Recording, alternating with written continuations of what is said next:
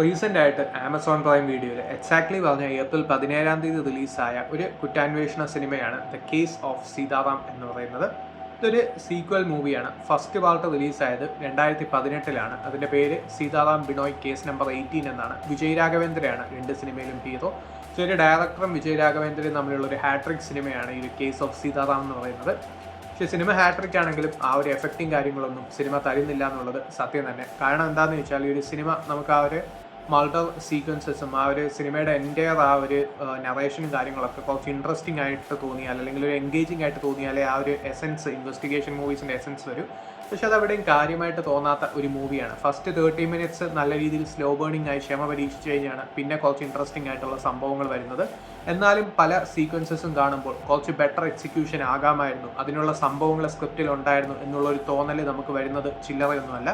So അത് തന്നെയാണ് സിനിമയുടെ പ്രധാന പ്രശ്നം. സിനിമയുടെ പോസിറ്റീവിനെ കുറിച്ച് പറയുകയാണെങ്കിൽ വിജയ് രാഘവേന്ദ്രയുടെ പെർഫോമൻസ് ഒരു പരിധിവരെ അത്യാവശ്യം നല്ല രീതിയിൽ വർക്കൗട്ട് ആയിട്ടുണ്ട്. സോ ബാക്കിയൊക്കെ നോക്കുകയാണെങ്കിൽ ബാക്കിയുള്ള ആർട്ടിസ്റ്റുകളുടെ പെർഫോമൻസ് ആണെങ്കിലും ആ ഒരു എക്സിക്യൂഷൻ ആണെങ്കിലും ഡയറക്ഷൻ ആണെങ്കിലും ഒക്കെ തന്നെ കുറച്ചും കൂടെ ഇമ്പ്രൂവ് ആകാമായിരുന്നു എന്നുള്ളത് നമുക്ക് തോന്നും. ഒരു വാച്ചബിൾ അല്ലെങ്കിൽ ഒരു ബിലോ ആവറേജ് ത്രില്ലർ എന്നുള്ള രീതിയിലല്ലാതെ കാര്യമായിട്ടുള്ള ഒരു തരത്തിലുള്ള എൻഗേജിങ് ആയിട്ടുള്ള സംഭവങ്ങളും ക്രിയേറ്റ് ചെയ്യാത്തൊരു മൂവിയാണ്.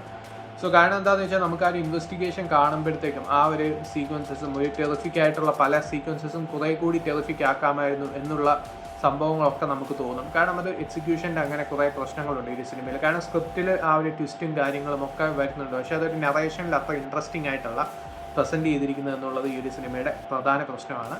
സോ അങ്ങനെ പോകുന്ന ഒരു മൂവിയാണ് ഈ ഒരു ദ കേസ് ഓഫ് സീതാറാം എന്ന് പറയുന്ന ഈ ഒരു സിനിമ. സോ താല്പര്യമുള്ളവർ കണ്ടു നോക്കാം, അല്ലാത്തവർക്ക് സ്കിപ്പ് ചെയ്യാം. സോ ഇങ്ങനെയുള്ള സിനിമകളിൽ നമ്മൾ ആഗ്രഹിക്കുന്ന ഒരു വേഗതയുണ്ട്, ആ ഒരു വേഗത സിനിമയ്ക്കില്ല എന്നുള്ളതാണ് സിനിമയുടെ പ്രധാന പ്രശ്നം. സോ ഈ ഒരു സിനിമ ഇപ്പോൾ ആമസോൺ പ്രൈം വീഡിയോയിൽ അവൈലബിൾ ആണ്, താല്പര്യമുള്ളവർ കണ്ടു നോക്കാം.